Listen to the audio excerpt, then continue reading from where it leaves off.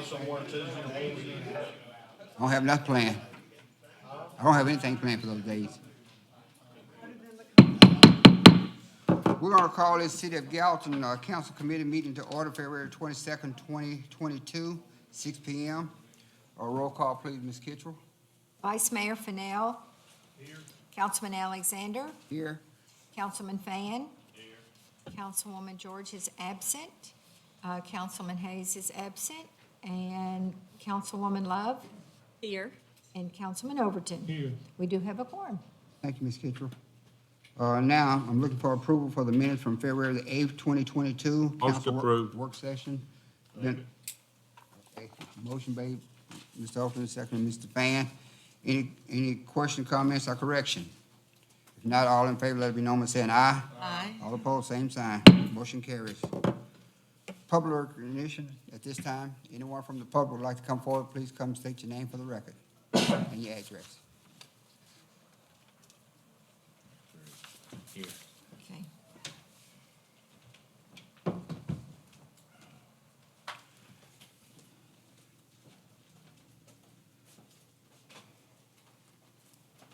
Good evening, Council.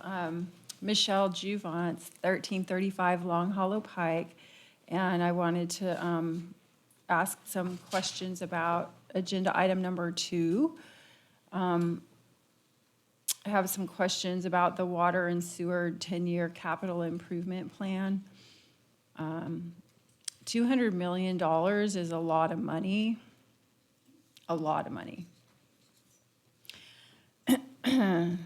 Our previous director of the utility department told me that in his 40 years on the job, they didn't even spend that much. So my first question is, why are we planning to spend over $200 million in only 10 years when we didn't even spend that much in the past 40 years? Prices haven't gone up that much. And my second question is, where is the money going to come from? Are we going to have to borrow it? Councilman Overton, when I attended the budget hearing for the utility department on March 25th of 2021, you said that y'all pretty much let them do whatever they want because of the way the department is funded. You said it's funded by customer fees, not by tax dollars. So my question is, how much of this $200 million will need to be borrowed? And can you also answer whether or not water and sewer revenue bonds are secured by the full faith and credit of the city? And also, can you answer my question about the reason why you recently changed our rainy fund balance in the general fund from 20% to 25%? And is that in preparation of borrowing more money for the future? Was that for the purpose of preparing in order to raise our borrowing capacity?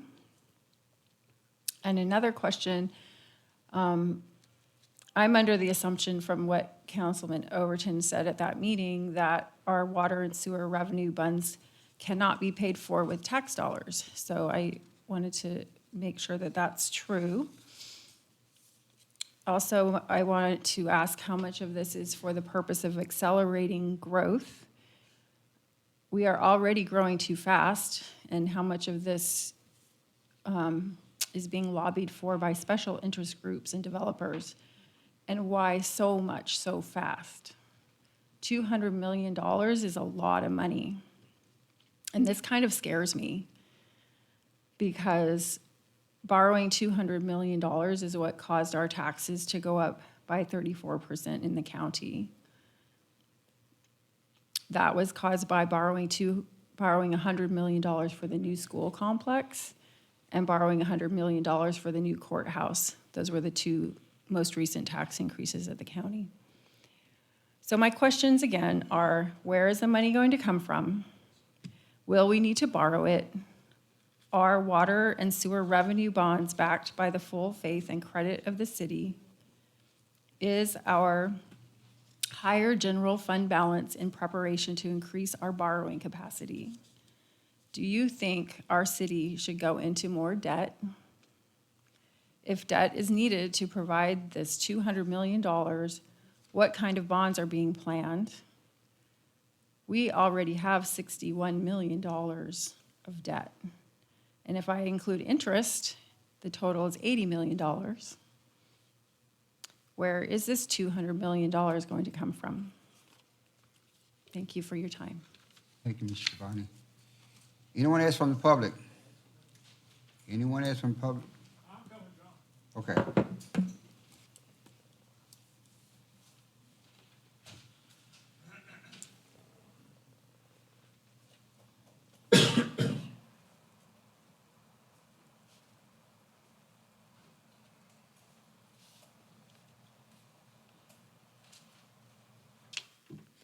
My name is Joe DeBoer, and I live at 1007 Hart Street here in Gallatin.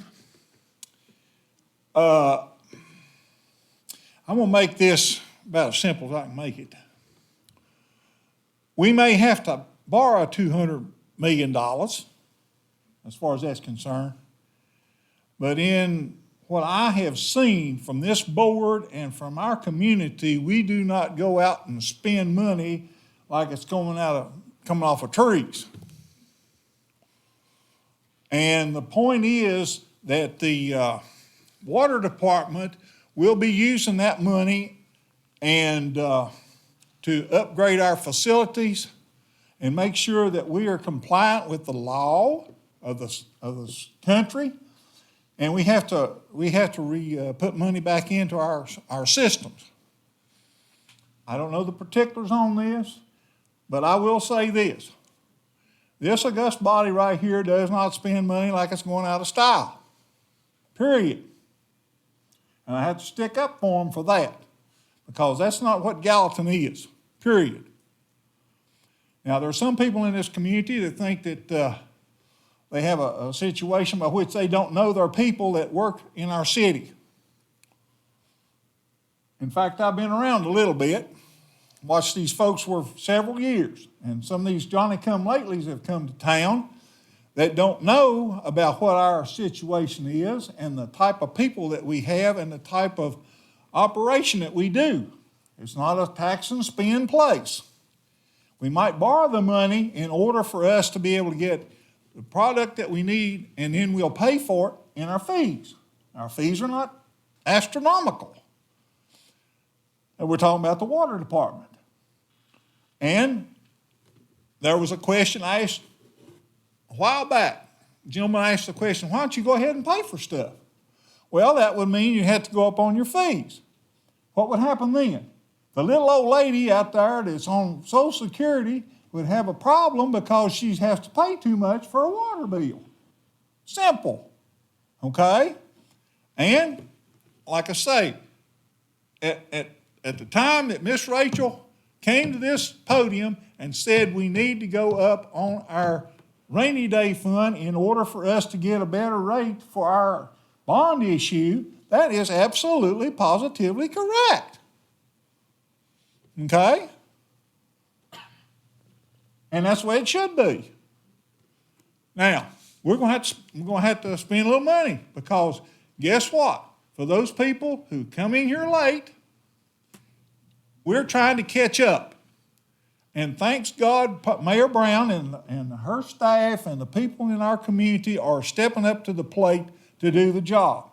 And with regard to that, we have another thing on the agenda tonight that I will have to stand up here and say yes for, and that has to do with this deal on the gun range. The only thing I have against that gun range is this. There should be more than just our policemen go up there and use it. Simple. And under the direction of Chief Bandy, we could do that if we want to. Because guess what? We cannot afford umpteen million policemen. Guess who's going to be the first in line for that issue? Don't come to my house.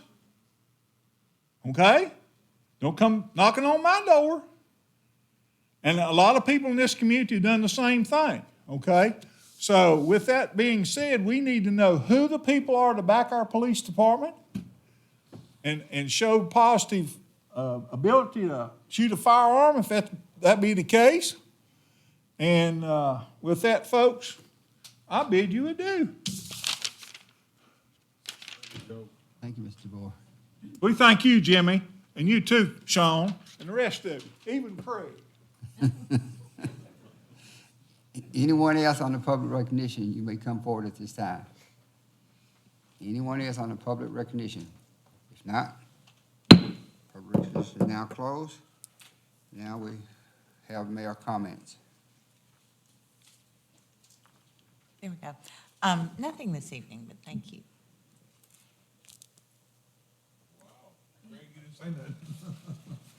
Yes, I could. Going on and on and on. All right, we'll move right on to the agenda then. See? Mr. David Brown on Thompson Park. David Brown, Parks Director. Well, we've come to a point at Thompson Park that we will have to do some improvements of the lights.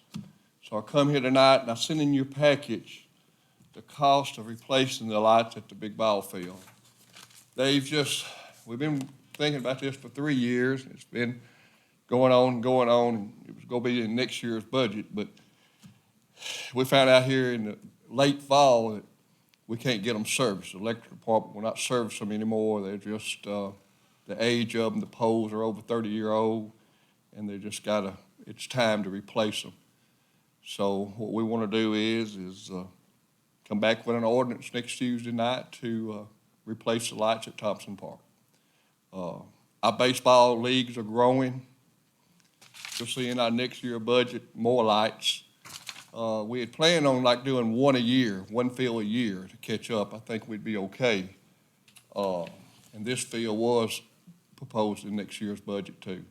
So that's what we're asking for. Brown, this is, it's gonna be replaced with galvanized steel poles. Yes. And you'll see nowadays the company that we deal with is Musco, one of the nation's top. This is a 25-year nothing. We don't do anything for 25 years. If a bulb goes out, they come fix it. Most of the companies now are doing the maintenance free because it's so hard now to even get people to come do it. Fire department used to do it, but with these new trucks and everything going off into those fields and everything off the pavement and everything, just not, I don't think it's feasible and just not good to do with these big heavy trucks, so. Motion send it to council. Been a motion made by Mr. Oldham, second by Mr. Fan. Any questions or comments? David, that's probably used every night, isn't it, during this baseball Will be. season? In the last couple of years, it's only been used mostly in the daytime because the lights are so bad. But it's probably And that's why needed we at get night. more leagues now that wants to play, and we've got some tournaments and things, and when you only have one large field, it's hard to have a pretty good sized tournament, even if we use station camp, and they use our fields and the high school field things, so it would help us on that too. I'm sure it's needed. That's all. Any other questions or comments? All in favor, let it be known by saying aye. Send it on to council. Aye. All opposed, same sign. Motion carries. Thank you, Mr. Brown. Mr. Kellogg, Public Utility Superintendent, Utility Department 10-year capital improvement program. Good evening, Mayor Brown, members of the council. David Kellogg, Superintendent of Public Utilities. You have in your packet tonight our proposed 10-year capital improvement plan. It's really a plan that we put in place, been working on about a year now, just to put a formal plan in place for our development and future growth of our system. Part of it is for addressing regulatory needs. Part of it is to address aging infrastructure, and part of it is to address growth in the system. Probably the biggest item on the plan is the water plant. The original water plant was built in 1964, so the structure out there is well over 50 years old. Last year, as part of a EPA, America Water Infrastructure Act plan, We did a risk and resiliency assessment of our system. One of the things that was identified was generators at the water plant. So we looked at doing a project to add generators at the water plant. That project, the engineering estimate for that project came in at about $2.5 million. When you look at that with some other improvements that need to be made, you get to the point where you have to look at whether it's more feasible to replace or just to keep patching on a 50-year-old plant. So what we're proposing in the plan is a replacement of the plan with current technology and size to meet the current needs of the system and the future needs, because we're rated right now at 16 million. The proposed plan will be a 24 million plant with the capacity to go to 36 and 48. So it'll be designed to meet the needs of our city well into the future. The raw water intake was originally built in 1954. We've experienced some issues with that this summer. It's just time to start looking at that process. Process to get through the Corps to get a permit to withdraw and to do any modifications is going to be probably a year and a half to do. So I wanted to get it in front of you early so that we can start that process and start working through it with that one and all the plant projects. Some of the projects on the list are placeholders. They'll not be done in 10 years. I know they won't be done in 10 years, but I want to get prepared for when things come down the pike. The wastewater plant expansion, we just completed that plant in 2010, but once we reach 80% capacity on the plant, we have to start design for an expansion to be able to maintain effluent limits. Some of the water line replacement projects are in response to the EPA lead and copper rule. If it's a galvanized water line, they're going to ask us to replace them. That's one of the sources. They see lead in water lines is attached to old galvanized water lines. We still have a few in the system. On this plan is projects to replace them. Some of it's continuing projects that we've been doing. Our sanitary sewer improvement program. We pipe burst and replace sewers. Every 2 to 3 years, we go through a section of town and try to replace them just to make sure that we're cutting out the extra rainwater in the system. Some of the projects are aligning with road projects. Some of them are projects to, for growth, that we know we have areas that we have growth in. What the staff and our consulting engineer have gone through about the last year just to try to put it in place. A lot of this was in Mr. Greger's head. He had a plan that he knew he wanted to do. This just formalizes that plan and gets us kind of a roadmap to go forward. I know that I was just going to say, he's put a lot of effort into this and has talked to so many people and is contemplating all the ways to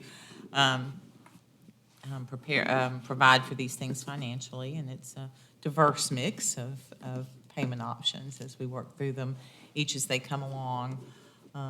He's trying to navigate a lot of different streams of revenue and what we'll do. But I appreciate the long-range plan on this that is really going to put our water systems and gas system in a great place for another century, really. That's the plan. That's where we've been, and that's what I wanted to get us to. Mr. Kellogg, after the meeting tonight, you heard the concerned citizen that spoke before this. Would you please explain to her the difference in ratepayers and taxpayers after the meeting tonight, please? Thank you. Any more questions or comments from Mr. Kellogg? So y'all are just presenting this to us to let us know that it's needed for a long-range kind of Yes. a plan. Well, I've always been proud of our water system here. Vote to send it on. We want to keep it as healthy and good as it has always been. Well, and it's very timely as we approach budget, right? Well, and that's part of what triggered it for me last year is in the budget process last year.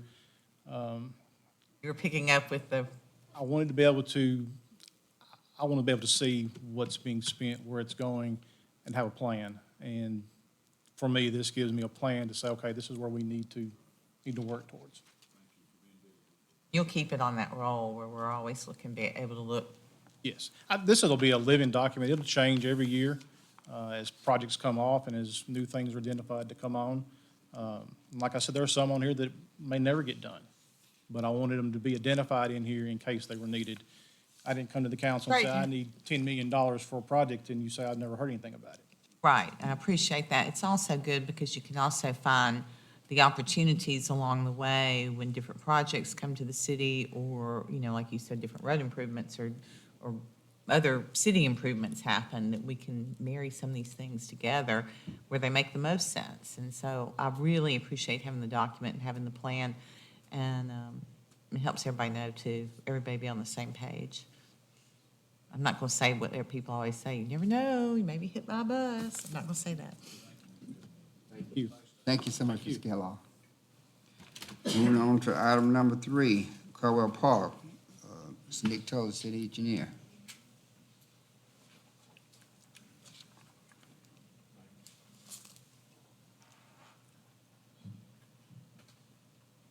Has it been almost 8 years now, Mayor, Yes, been in office? yes.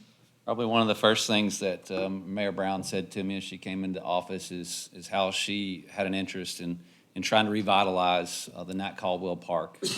Many of you have grown up in this area and have seen Nat Caldwell Park maybe back in its glory days when it had lots of skiing ventures that occurred in that area. But now as we drive by it, it's kind of sad. It's kind of silted in and a lot of debris and things have washed into that cove. And so we've been trying to talk to the Corps for years on what are our options and how can we move forward with at least dredging this area out, if not making even more improvements and trying to get to somewhere where this is a real amenity to the community. And so after many years of discussions and trying to find ways to find money through the Corps, we really have come to a dead end. But it allows us a different avenue. And so talking to these guys with the Corps, their best suggestions to us are that we do what they call an out grant on the area. And that would be something that would require the city of Gallatin to take over maintenance on the area, just like we do with other core areas like the Lock 4 Park, for example, and the Rogers Field, just right around from Nat Caldwell Park, where we actually maintain those areas as park areas instead of the Corps maintaining them.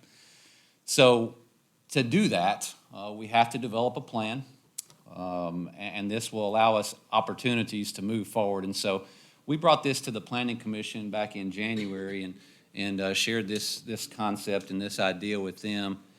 Let me see if I can, I'm just going to skip ahead to this overall plan that shows really everything. And I'm not going to go into great detail on it because this is just kind of the pie in the sky, big dreams out there. We just really want to clean this place up and at least get it to where it looks much nicer than it does now at the very least. But as you can see on this plan, if I start from the left side going to the right, we already have soccer fields that are being maintained by the city of Gallatin, and some interested folks will cut grass and things like that out there that want to have soccer fields on that side of town. But you'll see some green lines that run through the park areas connecting Rogers Soccer Field all the way over to the Kennesaw Farms area. Those are greenway trails that are being represented there. There are some blue lines, some blue dashed lines that run through the park area, and those would be kayak trails, so to speak. So they're kayak paths that have some touch points and launch points where they can come and go to and fro and kayak around in the area. And we do have this set up for an actual ski course. If you can see right in the middle where the old ski course used to be. We think this is ambitious, but we are proposing that in this pie in the sky plan. And so that is the ski course that kind of everything really revolves around. And we're setting this up in a way that it can be maintained much easier than it is now. In other words, this is where the water begins to slow down after it comes down Station Camp Creek. And so with water slowing down, you start to have the sediment dropping out And that, some of it may be from development, but a lot of it is just natural sedimentation that happens with stream erosion and bank erosion. And so it's gonna continue to happen whether we're growing as a city or not. And so we actually are gonna set this thing up, and I won't go into the details, but set this thing up so that it's much easier to clean out. We'll have an area that will basically attract the deposits and allow us to clean it out in a much more consistent and productive way. And so, and finally, as we get on around to the other side, there's a couple of other little things that I'm not bringing up, but we have talked with the Foxland development, and you may or may not know, but they have dreamed for a long time about a harbor over here on this side of Old Hickory Lake. And so they have been in discussions with the Corps, and we're showing it here just as we're in, City of Gallatin's really not participating in this, but we think it lends some credence to what we want to do as the city to the rest of this development. And we hope that we'll find some partners in the folks that operate and live in the Foxland development, the folks that live in and operate the Kennesaw development, and maybe even some of the other potential developers in the area, that they'll have some interest in this project as well. And this could be an opportunity for a public-private partnership. If we don't have a plan like this in place, then it's hard for an investor to come in and say, yes, I see what you're saying and I want to invest in this. And so that's what this allows us to do. And before we spend any money on anything moving forward, it would come back to you, the city council, to talk about, what those steps may be. And so I do know the first step of spending money, and the first step of spending money is a very detailed and expensive environmental assessment that is required through what the federal government calls the NEPA process. It's the National Environmental Protection Act. And so for us to do anything for this project, we have to go through that environmental assessment process. And my plan is to include that. The mayor will include that, I think, in her proposed budget, because I know she'll be very interested in it. So we're working on a budget number for that right now, and we'll have that complete by the end of the week and have that in our budget request for the 22-23 budget. So right now, what I'm asking from you is, and I don't have a resolution together. I was out a few days last week and I didn't get this from my office, but we'll put together a resolution that is just supporting this plan and saying that this is something that you're supportive of and would like to move forward with. And then again, as we go, you'll see all the pieces come together with requests for appropriations, and usually through the budget process. So you're just wanting our support, we're not spending money right now, just support. That's correct. Motion to send it on. You have to get permission before, like, the driftwood can get pulled out of there. Yes. And so, we've talked about just simply going in and dredging, and the Corps is reluctant to allow us to just do that because they talk about a lot of the ecology and the environmental habitat that supposedly that's been created by all this driftwood and sedimentation that's occurred. And so what we want to do with the environmental assessment is show the Corps that it will be more productive for us to go into a direction where we can create some recreational areas and create actually some more healthy environmental areas. And so instead of just letting a lot of this stuff happen naturally, we would like to, we'll let it happen naturally, but in some better and healthier controlled areas. Yeah, I want you to go back to the graphic and point out kind of the ecological habitat area, because while the Corps has contended that it would be disturbing an ecological habitat, we've kind of contended that we can make a healthier one with more life supported within there. So here are the Corps has habitat classifications. Here are the current Corps habitat classifications, and most of it is just the open lake area. There is some riverine classification, but they really don't have anything classified beyond that right now. What we're proposing is to come in and actually do some sediment removal and deposit it in areas that make more sense for habitat to become more healthy.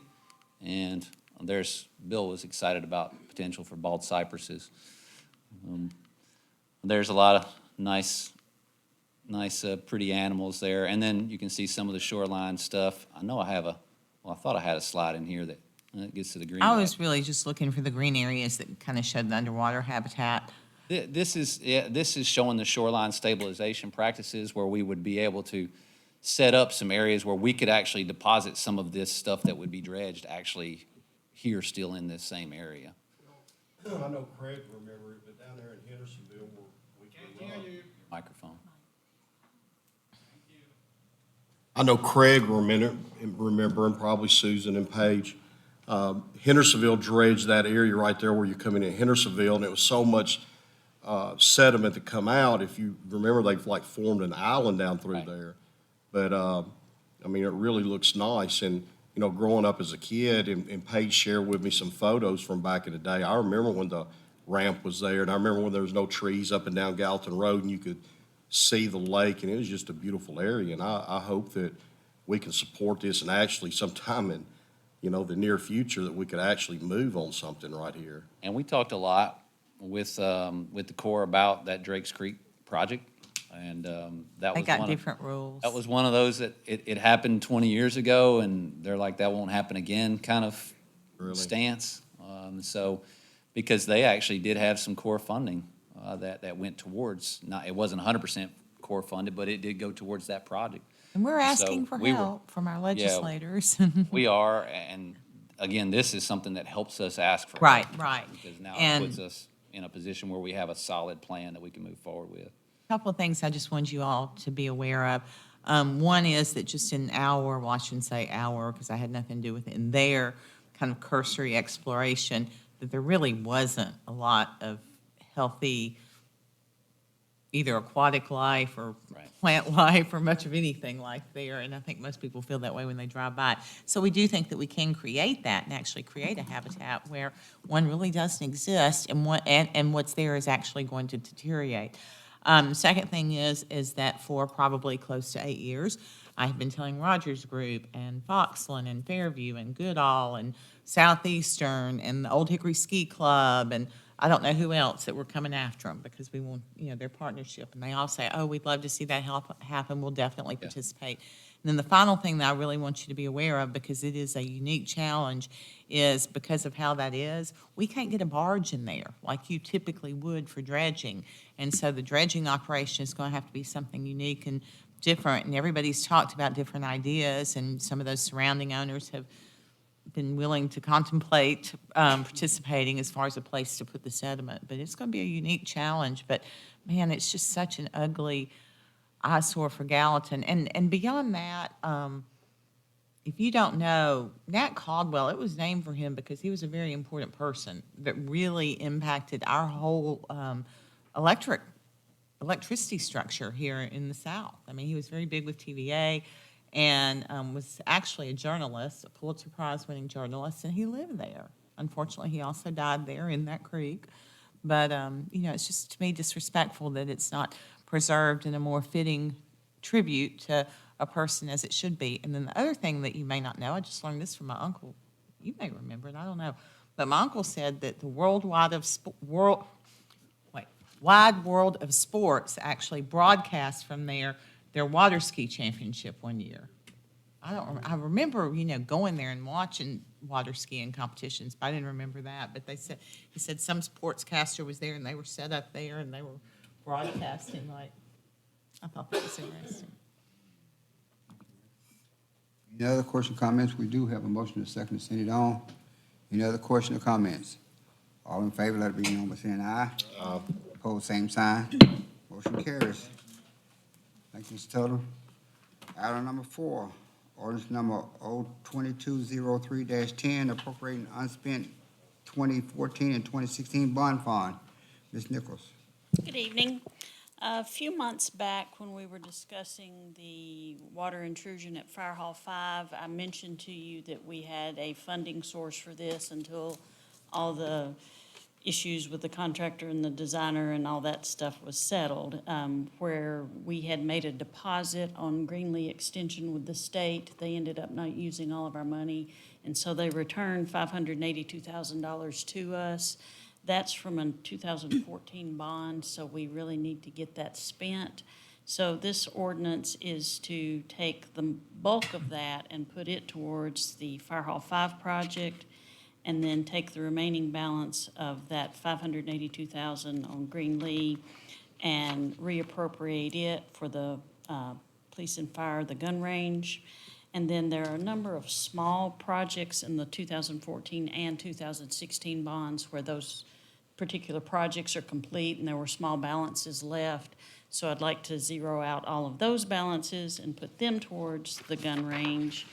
And then that leaves us with $34,000 that we were short to fully cover the list that Rosemary presented to you 2 weeks ago. And since sales tax revenues are coming in so well, I think we could easily budget that remaining $34,000 as an increase in revenue and an increase in expense, and we would not hit the fund balance for any of this. Second. Motion by Mr. Hayes, second by, I got one question. Are we gonna recoup our money, Susan, off of that fire hall? Are we spending money on it? That's the goal. Okay. I don't know how far along we are. I know they're doing work out there and it looks really nice, so hope they get them corrected. You But know how I that sure hope goes, we, it probably won't be for years if we do. I sure hope we get all our money back. motion by Mr. Hayes and second by Mr. Fennell. Any other question or comments? Ms. Nichols? All in favor, let it be known by saying aye. Aye. All opposed, same sign. Motion carries. Item number 5. The financial reports for December and January are included in your packet. Property tax revenues are coming in very well, sales tax revenues are coming in very well. Glad to answer any questions, but This is for December, January. yes, sir. On trend, we hope it holds. Thank you. All right. Okay, we're on other business. Any council member have anything that they want to bring up on other business? All right. Any department heads? Oh, I love it. If not, do I hear a motion to adjourn? Wow.